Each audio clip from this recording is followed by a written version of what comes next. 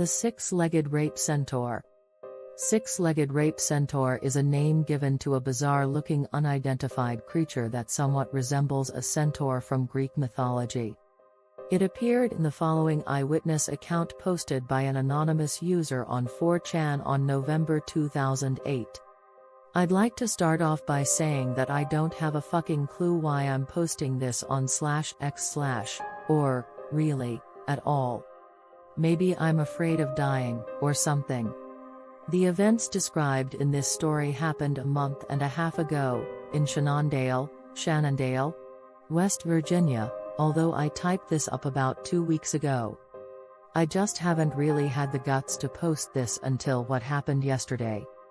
The story starts in late September, when my family went to go visit our relatives, who invited us up to celebrate one of them Desiree getting like $2,000 in some scratch-off lottery thing.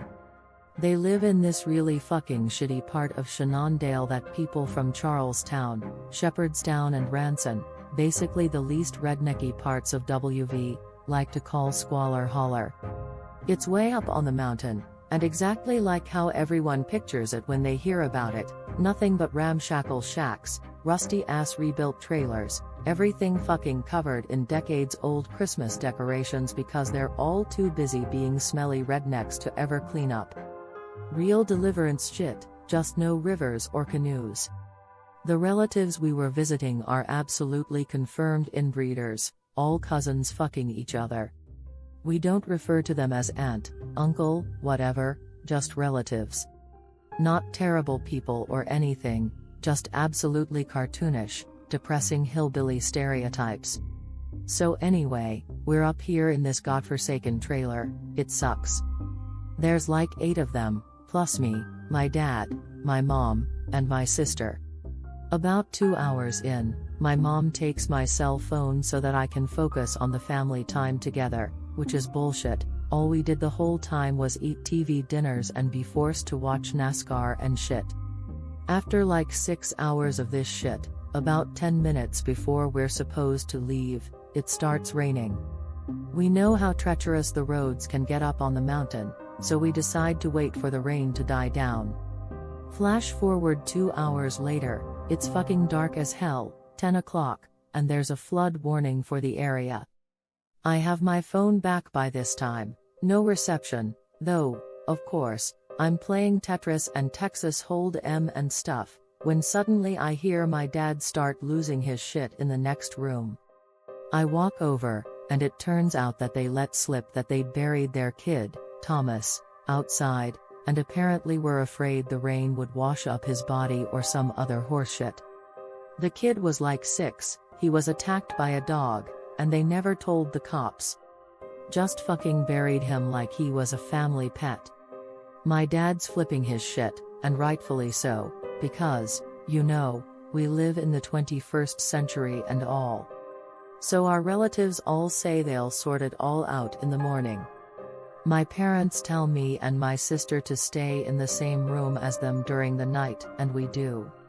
None of us really suspected that they'd killed Thomas or anything, since they're really peaceful. They didn't even own any guns aside from this one old-timey double-barrel shotgun they had on a mantle. Nevertheless, we were creeped the fuck out, and intended to tell the cops in the morning once we got to town.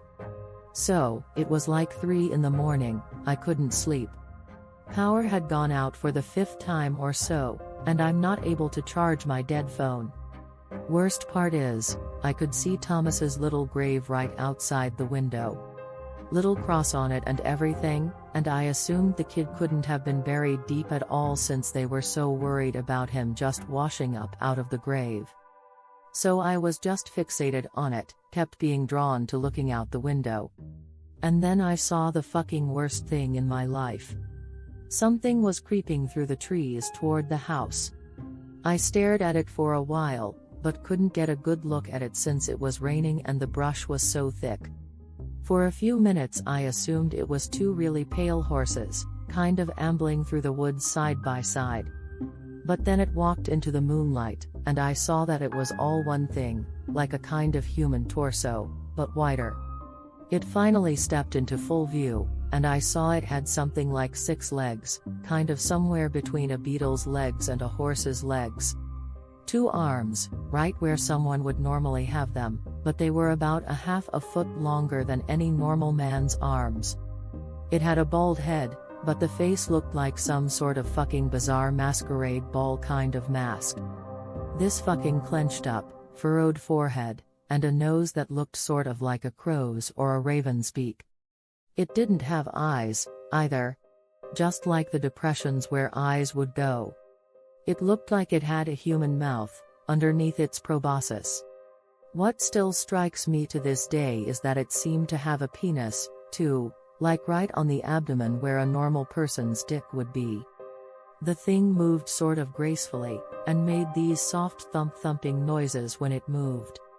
It must have been like 7, 8 feet tall, but sounded like it weighed maybe only 150 pounds at most. It starts walking towards Thomas's grave, and then I finally snap out of whatever trance I was in, and just scream. My mom is the first to wake up, and I tell her to look out the window.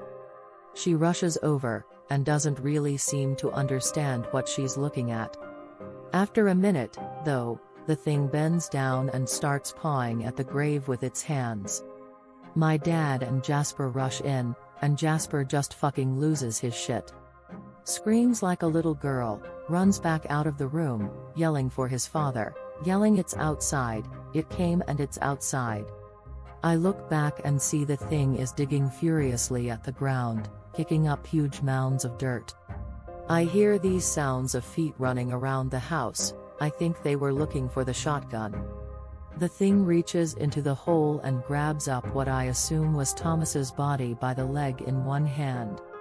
The thing kind of gallops back into the woods, snapping all these branches and shit, and then that's when we all hear it. A kid crying. The sound of a child sobbing and crying, from the direction that the thing took off in. We left as soon as the rain let up, at like 5 a.m. I don't even think we told anyone at the house. Drove straight back to Ranson, only stopping for gas. No one said a word to each other. My family refuses to speak about what happened. I tried to bring it up once, just to make sure it was real. My dad told me to shut the fuck up, so I did. I typed this up about 3 weeks after it happened, but just saved it to a notepad file and left it alone. Never mentioned it to any of my friends or anything, just tried to erase it from my mind by getting absolutely fucked up drunk whenever my thoughts lingered on it. It mostly worked, up until yesterday. See, I work at this gas station in Ranson, from 8 p.m. to 3 a.m. I work the register, keep the place clean, and take out the trash. Yesterday, when I was bringing the trash bags over to the back of the building for the dude in the morning to take care of, I heard what I had assumed to be some junkie fucking around in the dumpster. I yelled at whoever it was a couple of times to get the hell out before I called the cops. But as I walked towards the source of the noise, I suddenly heard those same footsteps. That soft thump. Hooves or feet, or whatever the hell they were. I turned right around and went back into the store and hid behind the counter. I look over at the outside security monitor and see some kind of movement from just off-screen, something huge casting a shadow and moving. Catch a glimpse of, I don't know, an elbow or something. A pale limb, darting in and out of view. It had to have been the same thing. I waited for it to leave, and after a while, it did. I woke up behind the counter at 6 a.m. this morning to my manager giving me this fucking look like I'm a drug addict or something. Went home, typed the rest of this up. And that's about it.